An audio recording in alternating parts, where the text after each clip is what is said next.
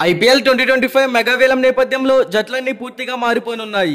ఈ ఏడాది డిసెంబర్లో మెగావేలం నిర్వహించేందుకు భారత్ క్రికెట్ నియంత్రణ మండలి అయిన బీసీసీఐ ఏర్పాట్లు చేస్తుంది. ఇప్పటికే 10 ఫ్రాంచైజీల ఓనర్లతో సమావేశం నిర్వహించి రిటెన్షన్ పాలసీపై వారి అభిప్రాయాలతో పాటు సలహాలను, సూచనలను కూడా స్వీకరించింది. అతి త్వరలోనే బీసీసీఐ రిటెన్షన్ పాలసీని ప్రకటించే అవకాశం ఉంది. అయితే గతంలో జరిగిన మెగావేలం రిటెన్షన్ పాలసీ ప్రకారం ఒక జట్టు గరిష్టంగా 4 కంటే ఎక్కువ ఆటగాళ్లను రిటర్న్ చేసుకునే అవకాశం లేదు. ఇదే ఫ్రాంచైజీలకు సమస్యగా మారింది. కాంబినేషన్ సెట్ అయిన జట్లు మెగావేలాన్ని వ్యతిరేకిస్తుండగా మిగతా జట్లు కావాలని పట్టుబడుతున్నాయి. కొన్ని జట్లు 8 మంది ఆటగాళ్లను రిటర్న్ చేసుకునే అవకాశం ఇవ్వాలని డిమాండ్ చేసినట్లు వార్తలు వచ్చాయి. ఏది ఏమైనా 4 నుంచి 5 ఆటగాళ్లను మాత్రమే రిటర్న్ చేసుకునే అవకాశం బీసీసీఐ ఇవ్వనుంది. ఈ లెక్కన జట్లన్నీ పూర్తిగా మారిపోనున్నాయి. స్టార్ ఆటగాళ్లంతా తమ పాత జట్లను వీడి కొత్త జట్లలోకి వెళ్లనున్నారు. ఈ నేపథ్యంలో ఫ్రాంచైజీలు మెగావేలంపై ఫోకస్ పెట్టాయి. రిటర్న్ చేసుకునే ఆటగాళ్లతో పాటు వేలంలో కొనుగోలు చేయాల్సిన ఆటగాళ్లపై ప్రత్యేక దృష్టి పెట్టాయి. తమ టీం ను బలోపేతం చేయడానికి కావాల్సిన ఆటగాళ్ల జాబితాను రూపొందించుకుంటున్నాయి. రాయల్ ఛాలెంజర్స్ బెంగళూరు టీం కూడా తమ ప్రణాళికలను వేగవంతం చేసినట్లు తెలుస్తోంది. గత 17 ఏళ్లుగా ఒక్క టైటిల్ కూడా గెలవని ఆర్సీబీ